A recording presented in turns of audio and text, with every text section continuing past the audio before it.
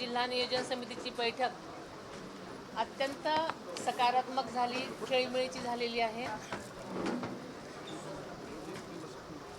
आदरणीय अजितदादांनी बीड जिल्ह्याच्या सर्वांगीण विकासासाठी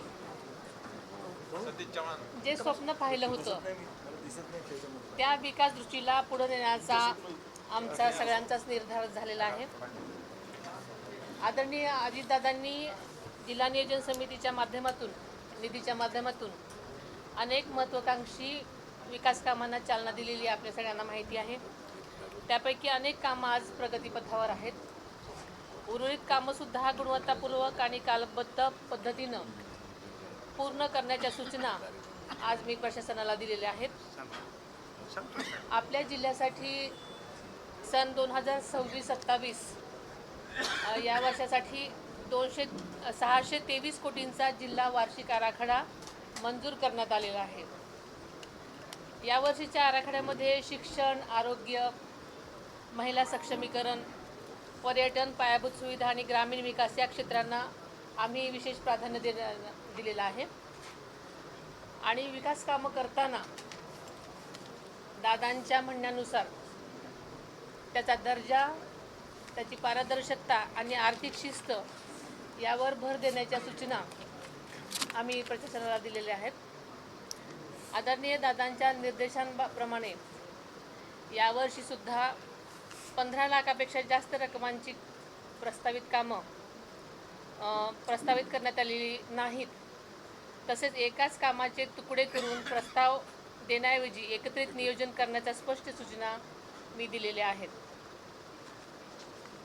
यावर्षीची कामं प्रशासनाची गरज आणि लोकप्रतिनिधींची मागणी यांचा योग्य समन्वय साधून घेण्याच्या सूचना मी प्रशासनाला दिलेल्या आहेत। बीडच्या विकासासाठी रेल्वे हे अत्यंत महत्त्वाचं पाऊल आहे।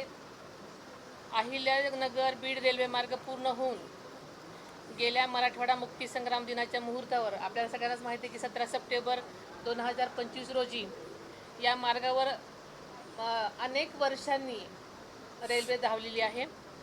बीड परळी मार्गावरच्या वडवणीपर्यंतचं काम पूर्ण झालेलं असून त्याची चाचणीसुद्धा यशस्वी झालेली आहे आणि उर्वरित परळीपर्यंतचं काम अंतिम टप्प्यामध्ये आहे। त्यामुळे बीड अहिल्यानगर परळी वैजनाथ या महत्त्वाकांक्षी रेल्वे प्रकल्पासाठी राज्य शासनाने आतापर्यंत निधीची कमतरता भासू दिलेली नाही आणि बीडला मुंबई आणि पुण्याची थेट रेल्वे जोडणी मिळावी यासाठी केंद्र सरकारने रेल्वे मंत्रालयाकडे सातत्याने आम्ही पाठपुरावा सुरू ठेवलेलाच आहे। आवश्यक तांत्रिक आणि प्रशासकीय प्रक्रिया वेगानं पूर्ण करण्याचे प्रयत्न आमचे सततचे सुरू आहेत। येत्या मराठवाडा मुक्ती संग्राम दिनी म्हणजेच दिनांक 17 सप्टेंबर रोजी बीड पुणे रेल्वे सुरू करण्यासाठी आम्ही प्रयत्नशील आहोत। त्यामुळे नक्कीच 17 सप्टेंबरला आपण दुसरा टप्पा पूर्ण करण्याचा आमचे सगळ्याचे प्रयत्न सुरू आहेत। तसेच बीडमध्ये विमानसेवासुद्धा सुरू करण्याचं आदरणीय दादांचं स्वप्न होतं। त्यासाठी सुद्धा आवश्यक नियोजन आणि पाठपुरावा आमचा सुरू आहे। जिल्हा परिषदेमार्फत आदर्श शाळा, विद्यार्थ्यांना इस्रो भेट, ऊसतोड कामगारांसाठी आरोग्य साथी यासारखे उपक्रम तसेच प्रधानमंत्री आवास योजना आपण इथे यशस्वीपणे राबवली आहे। बीड जिल्ह्यामध्ये यामध्ये रेकॉर्ड ब्रेक काम केलेलं आहे। महिला बचत गटांसाठी सामूहिक पॅकेजिंग आणि लेबलिंग युनिट तसेच बचत भवन उभारण्यासाठी नियोजन करण्यात आलेलं आहे। परळी, अंबाजोगाई, गेवराई, माजलगाव आणि वडवणी इथं सुद्धा या कामासाठी 4 कोटी 31 लाख निधींची तरतूद करण्यात आलेली आहे। बीडच्या खेळाडूंना जागतिक दर्जाच्या सुविधा मिळाव्यात यासाठी 25 कोटींचं अत्याधुनिक क्रीडा संकुल उभारण्याचं मंत्रिमंडळानं नुकतीच मंजुरी दिलेली आपल्या सगळ्याला माहिती आहे। त्याचबरोबर 7 तालुक्यांमध्ये प्रत्येकी 5 कोटी खर्चून तालुका क्रीडा संकुलंसुद्धा विकसित केली जाणार आहेत। ऑलिम्पिक खशाबा जाधव राष्ट्रीय कुस्ती स्पर्धेचं यंदाचं यजमानपद आपल्या बीडला मिळालेलं आहे। या स्पर्धेच्या आयोजनासाठी निधी जवळजवळ 19,50,000वरून वाढवून तो जवळजवळ 50 लाखांपर्यंत करण्यात आलेला आहे। आदरणीय दादांची इच्छा होती की बीड शहर बारामतीप्रमाणे स्वच्छ, सुंदर आणि नियोजनबद्ध व्हावं. त्या दृष्टीने घनकचरा व्यवस्थापन, पाणी पुरवठा, नागरी सुविधा आणि मनुष्यबळ यांचा सविस्तर आढावा आम्ही या मीटिंगमध्ये घेतलेला आहे. बीड शहरासाठी आवश्यक असणाऱ्या सर्व गोष्टी आम्ही करणार आहोत. आपल्याला माहिती आहे की आम्ही सकाळीच कंकालेश्वर मंदिराला भेट दिलेली आहे, दर्शन घेतलेलं आहे. 12व्या शतकातल्या त्या या ऐतिहासिक मंदिराच्या संवर्धनासाठी आदरणीय दादांच्या पुढाकारानं पुरातत्व विभाग आणि जिल्हा नियोजन निधीतून एकूण 20 कोटीपेक्षा अधिक निधी उपलब्ध करण्यात आलेला आहे. त्यामुळे मंदिरात परिसरातील अतिक्रमण हटवून त्याचं संवर्धन आणि पर्यटन विकासाची कामं आता हाती घेण्यात येत आहेत. मी आज सकाळीच आपल्याला म्हणण्याप्रमाणे सगळीकडे पाहणी केलेली आहे आणि पुढील यंत्रणा राबवण्यासाठी सूचना दिलेल्या आहेत.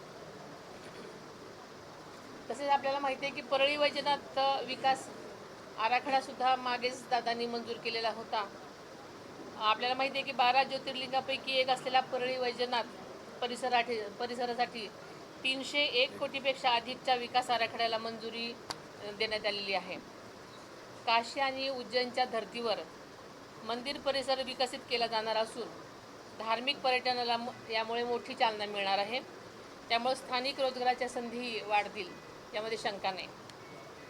सध्या वर्षभरामध्ये जवळजवळ 50 लाख भाविक दर्शनासाठी येतात. आगामी काळात यात वाढ होण्याची भरपूर शक्यता आहे आणि ही गृहीत धरूनच त्यासाठी त्या प्रकारचं नियोजन आम्ही करत आहोत.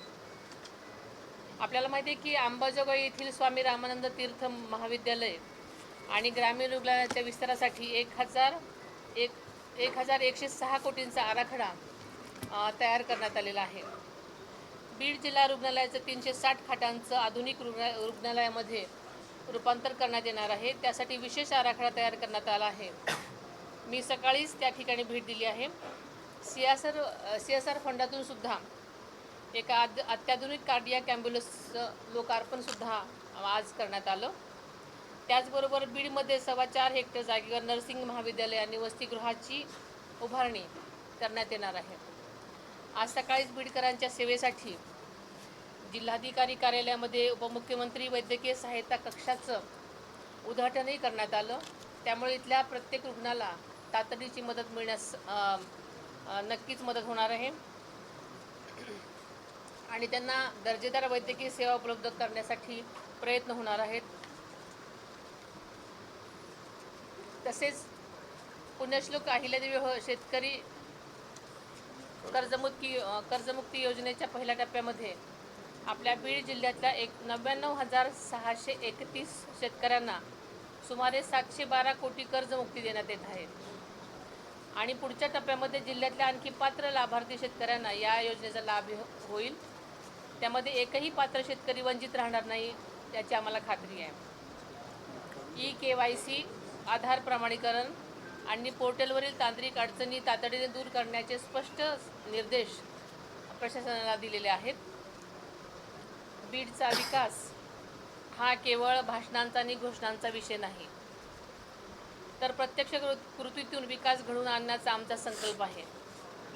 आपल्याला माहिती आहे की दादांनी बीडचं पालकमंत्रीपद हे स्वतःहून स्वीकारलेलं होतं, स्वतःहून मागून घेतलेलं होतं आणि मला याची जाणीव आहे. मी बीडची पालकमंत्री झाले म्हणजे फक्त मंत्रिपदासाठी नाही, तर ती जबाबदारी आणि हे स्पष्ट मला त्याच्या जबाबदारीची जाणीव आहे आणि त्यामुळे हे मी स्वीकारलेलं आहे. मी मराठवाड्याची कन्या आहे, त्यामुळे बीड जिल्ह्याच्या मातीशी आणि इथल्या माणसांशी माझं तसं भावनिक नातं आहे.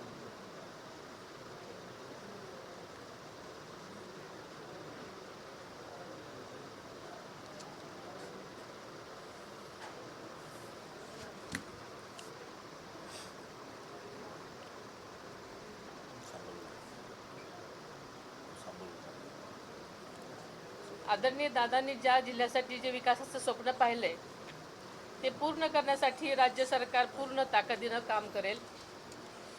बीडच्या विकासात निधी, नियोजन किंवा प्रशासनाच्या पातळीवर कोणतीही कमतरता राहू दिली जाणार नाही याची मी आज आपल्याला ग्वाही देते.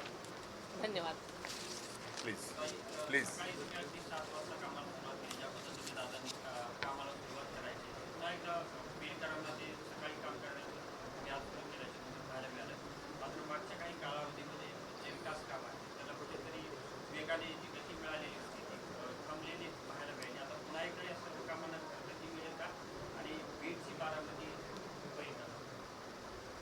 बीडची बारामती सारखं बीड होईल असं.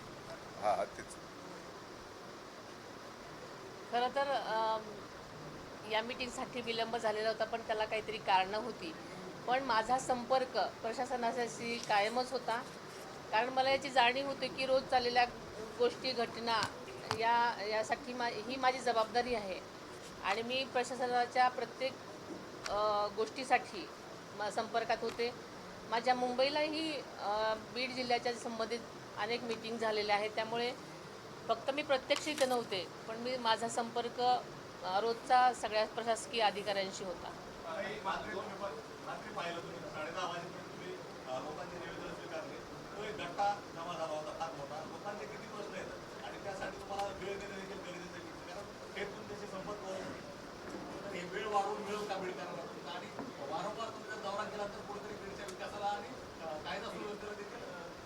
नक्कीच याच्यामध्ये खंड पडणार नाही, कारण इतके दिवस वेगवेगळ्या निवडणुका होत्या, वेगवेगळे माझी स्वतःची निवडणूक होती आणि अनेक वेगवेगळ्या गोष्टी घडत होत्या. त्याच्यामुळे मला इथे प्रत्यक्ष येता आलं नाही. पण मी DPDCची मीटिंग पहिली ऑनलाईन घेतलेली होती, त्याच्यामुळे तिथेही खंड पडलेला नाही. आणि रोज मी प्रशासनाशी कनेक्टेड असते, त्यामुळे अनेक प्रश्नांवरती ज्या काही गोष्टींचा मला आढावा घ्यायचा असतो किंवा मला काही आदेश द्यायचे असतात, सूचना द्यायच्या असतात, ते मी देत आहे. 2025 मध्ये अतिवृष्टी झालेली होती, खूप मोठ्या प्रमाणात नुकसान देखील झालं होतं. मात्र पीक विमा यावेळेस मिळाला नाही आणि अतिवृष्टीमध्ये जे पूल वाहून गेलेले आहेत अद्यापही जशा तसे आहेत. दादांनी पाहणी केली होती, पाहणी केलेले पूल दुरुस्त होतील अशी अपेक्षा होती, मात्र अद्यापर्यंत दुरुस्त झाली नाही. लोकांची अडचण तशीच आहे. काल आणि आज आमची या सगळ्याच विषयांवरती बैठका झालेल्या आहेत. अनेक मागच्या गोष्टींचा आढावा घेण्यात आलेला आहे आणि संबंधित अधिकाऱ्यांना त्या प्रकारच्या सूचना कामं पूर्ण करण्यासाठी देण्यात आलेल्या आहेत. कारण माझ्याबरोबर सगळेच लोकप्रतिनिधी होते, त्यांनी तुम्ही सांगितलेल्या गोष्टी सांगितलेल्या आहेत. त्यामुळे सगळ्यांनीच ज्या काही गोष्टी सांगितलेल्या आहेत, जी काही कामं प्रलंबित होती त्या पूर्ण करण्यासाठी मी सूचना दिलेल्या आहेत. हां, त्यासंबंधी सुद्धा आमची काल चर्चा झाली आणि पुढील कारवाई करण्यासाठी मी तशा सूचना दिलेल्या आहेत. बस सुरेश. आभार.